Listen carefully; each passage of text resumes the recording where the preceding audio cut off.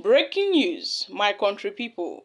Again, Tinubu shocked the nation as he sends strong requests to the tribunal, asking the tribunal to do the unbelievable to P2B.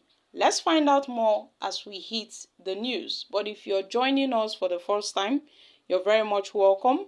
I sincerely appreciate your presence. Kindly subscribe and please don't forget to give us a thumbs up. Thank you. According to the laws of Nigeria, in order to be declared the winner of a presidential election, a candidate must not only get the highest and the largest number of votes in total, but also at least 25% of the votes in a majority of the country's 36 states and the Federal Capital Territory, FCT, Abuja. However, there is some controversy over the requirement that a candidate must get at least 25% of the votes in order to be deemed the victor of the election in the FCT. Although Bola Ahmed Tinubu was declared the victor of the election, that's the winner of the disputed election that took place in February 25th, 2023, because he received the highest number of votes.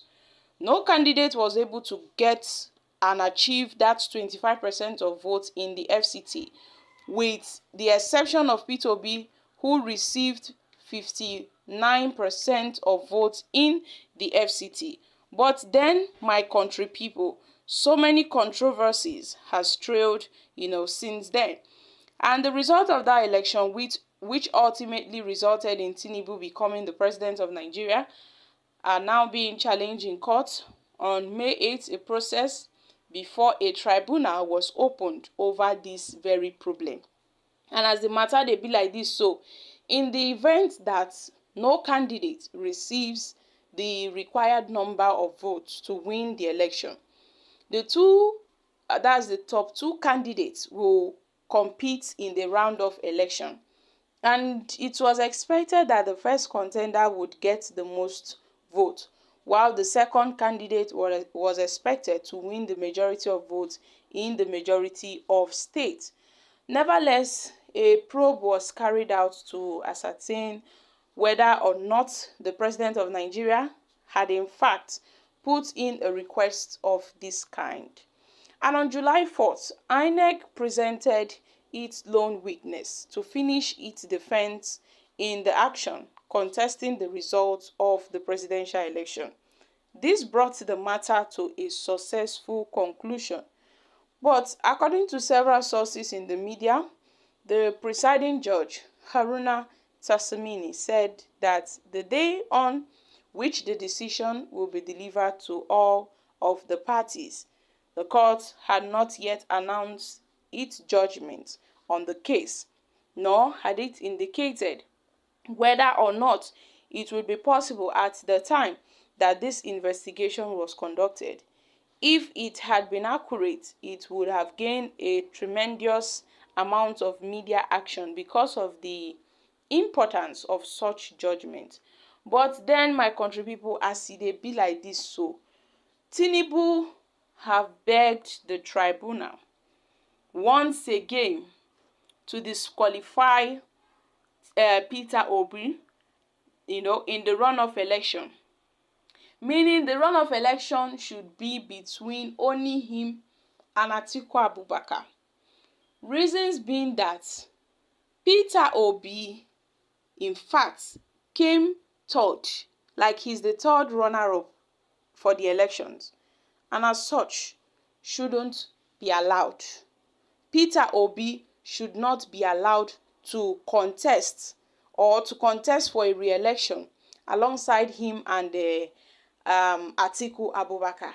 So, my country people, a lot of people were speculating, why would President Tinubu declare such or make such a statement, making it known that Peter Obi shouldn't be included. Some felt the president Tinubu was afraid of Peter Obi. That's he's afraid of Peter Obi, that Obi will come out victorious, while others claimed Tinubu is actually right, being that Obi came third. He's the third runner-up and shouldn't, in fact, be allowed to contest the election because he has no business to do with Atiku. He has no business to do with the run-up election because the race should be between the first and the second contender. But I really feel that since this case has already, been to court and the court are deliberating on this case, why not, let's wait for the final verdict to be out. If the court should grant a rerun, then I strongly believe, and I have said, Peter Obi should be allowed to contest in the election, even though he came third runner-up, even though he took the third position. He should be allowed because Peter Obi contested this election. He challenged the process through which Tinubu emerged victorious as the president of this country.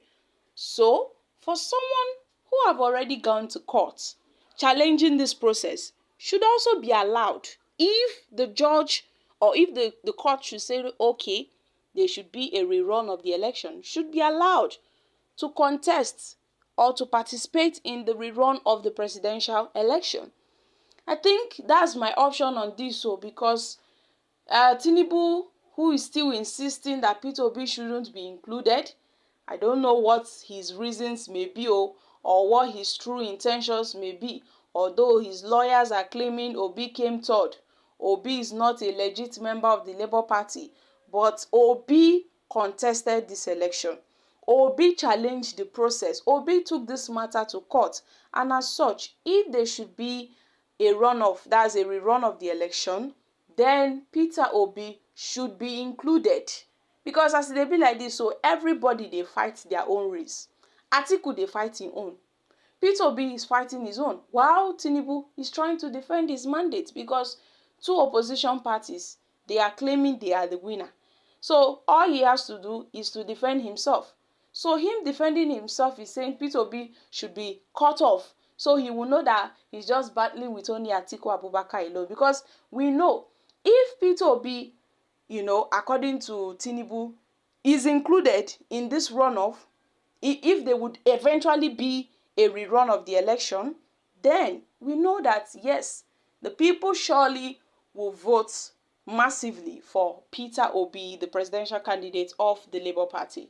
Maybe that's why the president is scared, and the ruling All Progressive Congress, they are so scared of Obi's victory. So guys, I'm dropping here.